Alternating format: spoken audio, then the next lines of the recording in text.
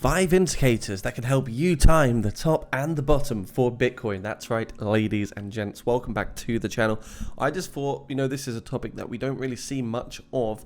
And whilst we're still in the crypto winter, I wanted to share with you 5 indicators and strategies, or at least sort of barometers that help me time the top and the bottom. So how do I know when to dollar cost average? What am I doing that helps me make these decisions? 26.8k Bitcoin right now.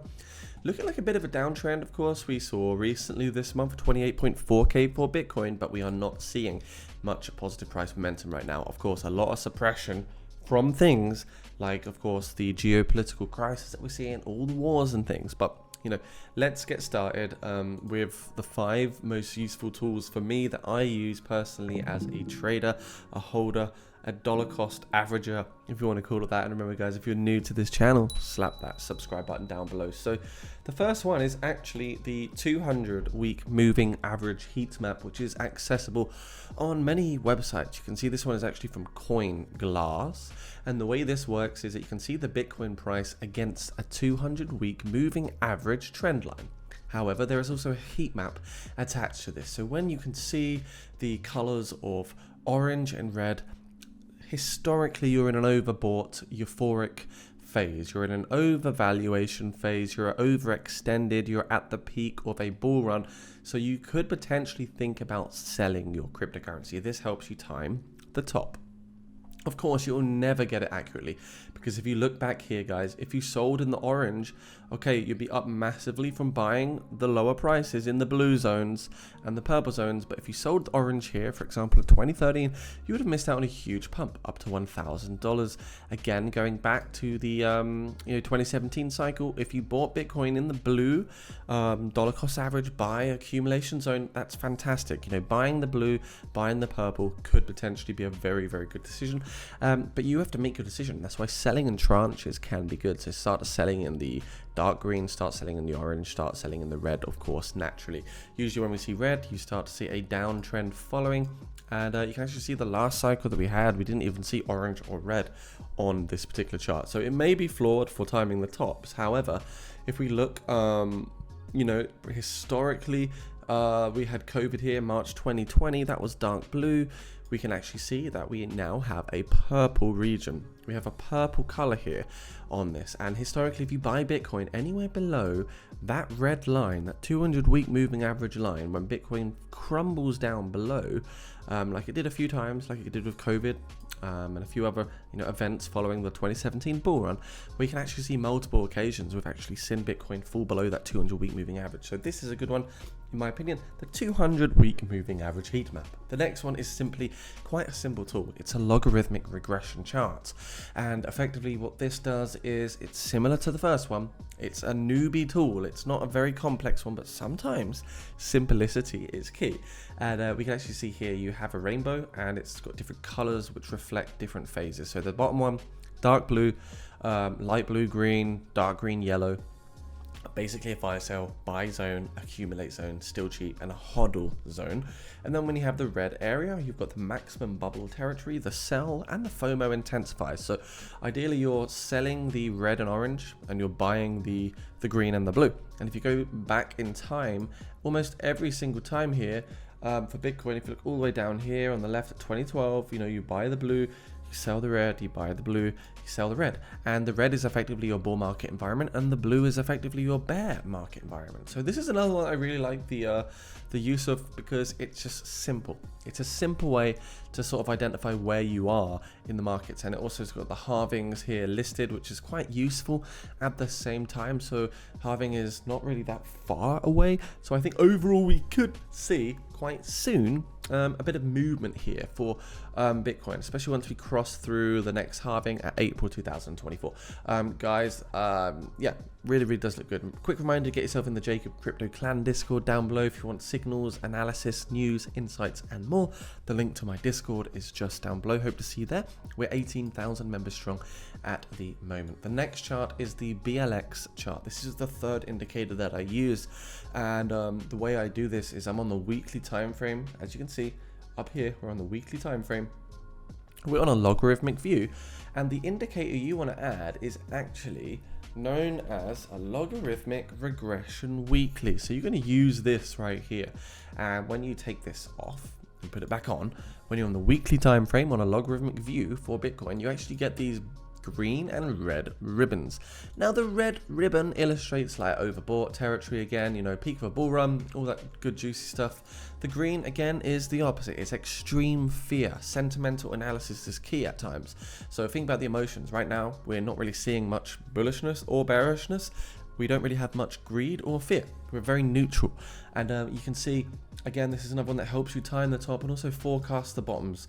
COVID 2020, look at that. We came all the way down to the bottom of the green zone. Following the previous 2017 cycle, we hit that green zone. You buy, you hodl, you sell in the red. What else we got? Green zone, accumulation in this bear market. If you accumulated there, DCA in, sell the red. Even going back in time to 2013, if you bought the green, where it's more volatile and choppy, still you can sell in the red. Now, of course, diminishing returns will be noticed every cycle, and that's why we can see this kind of flattening.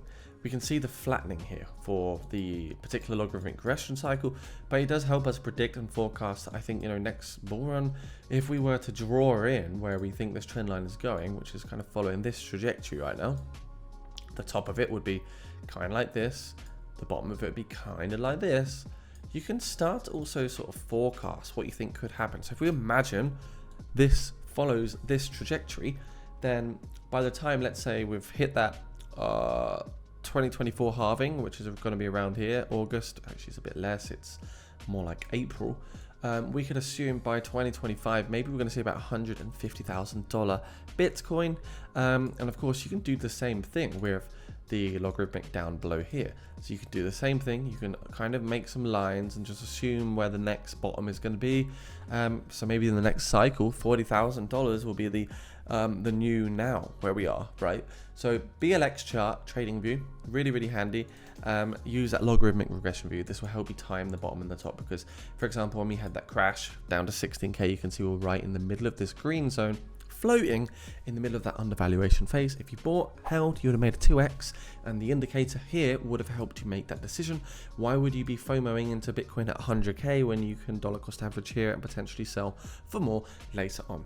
Guys, take advantage of the upcoming volatility on MEXC. I've got a partner link down below. MEXC requires no KYC. They've got some juicy bonuses that you can also potentially unlock by, or just simply using my link down below. So sign up to MEXC, deposit some money, get some money back, and trade leverages, futures, all that juicy stuff.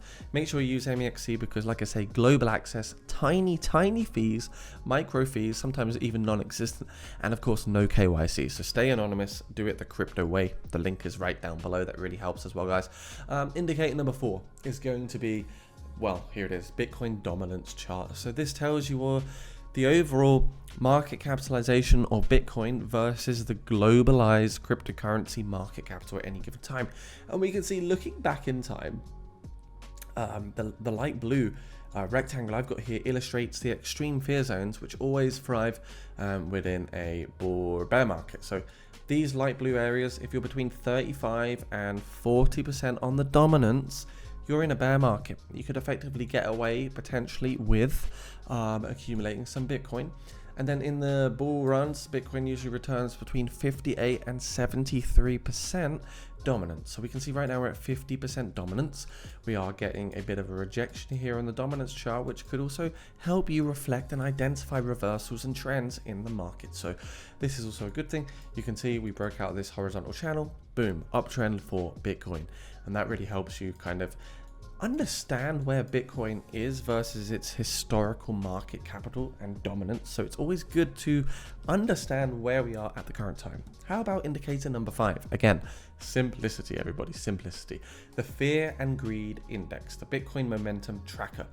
So basically this provides a score between 0 and 100. I'm going to show you a live version right now. We're sitting at 45, and effectively the red is extreme fear and the light green area is greed. So like super greedy markets, everyone's FOMOing and rushing and thrill excitement, all that stuff. Now for me, I use this as an indicator to buy. When I see the extreme fear, when we're in 5 to 10, if you were to look at the previous market cycles. You can see May we had extreme fear, June 2021 extreme fear, COVID over here, extreme fear. When you are really, really low, down at like the 5 to 10 on in this index, which is very, very, very rare, this can be another good indicator to use. Now, this also ties into the relative strength index as well. I think they correlate together nicely. So when you see the fear and greed index hitting red, it can effectively sometimes be a good time to buy. If we go here, you can see insights from the crypto fear and greed index, the China ban, the 5x price increase, things are getting overbought, you know, RSI is going crazy, overbought post 70, and you can see COVID here, there was extreme fear. So you don't get many opportunities for extreme fear and like a very, very low reading here. But when you do get those low readings, they can usually be absolutely golden undervaluation phases to buy into Bitcoin. You've just got to find that sub, I want to say 20 fear and greed index. So if you see sub 20, usually it's not a bad time to be accumulating cryptocurrency. Not financial advice, of course. Nothing in this video is financial advice, but I just want to put that one out there to you guys. Now, I guess we can do a bonus one very quickly whilst we're talking about it. If we go back to Bitcoin and we're on the weekly time frame, look at your relative strength index. Look for those massively oversold positions. We will throw in some lines over here on the massively oversold positions on the weekly time frame. We got one there, we got one there, we've got one here. Let's just change those to yellow right now, just so we can see which ones are oversold. So the RSI helps you understand when an asset is overbought or oversold.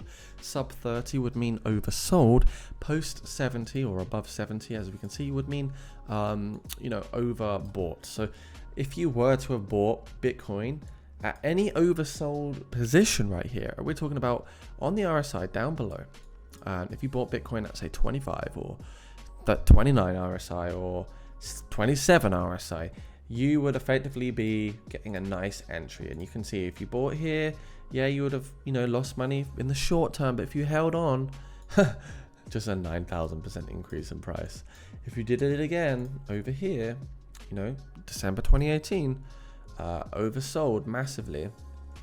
You can see 2,000% increase.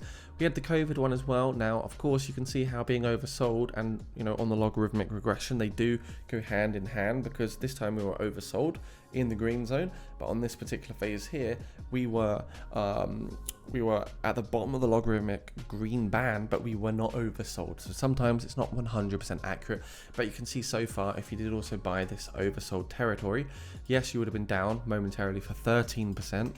You know, not too bad. But if you actually did buy this oversold position on the RSI, you'd actually still be up by 52%. And this doesn't even factor in the next potential pump that could come for Bitcoin. Let's assume $110,000, you'd be up 500%. And yeah, even if you were to buy in now, just assuming the same tops, you'd still be looking at potentially a 300% increase in price. So interesting stuff. There are 5 indicators that you can use as a trader, as a DeFi hodler, as a Bitcoin enthusiast, that may help you sort of identify the top, the bottom, and, you know, really kind of make a good entry in for your trades and your spot positions. I hope this video was somewhat helpful. If you guys are new to the channel, do get yourself down into the Discord. Come say hi, don't be shy. Please do subscribe, give the channel a like, and if you do want to unlock some trading signals, we have got the Patreon down below where you can unlock over 600 signals per month by becoming a crypto legend, a crypto champion, or a crypto hunter. That depends on what tier you want, but the Patreon is down below, the Discord is down below, and of course, just smash up that subscribe button. Stay crypto safe. See you soon. Peace.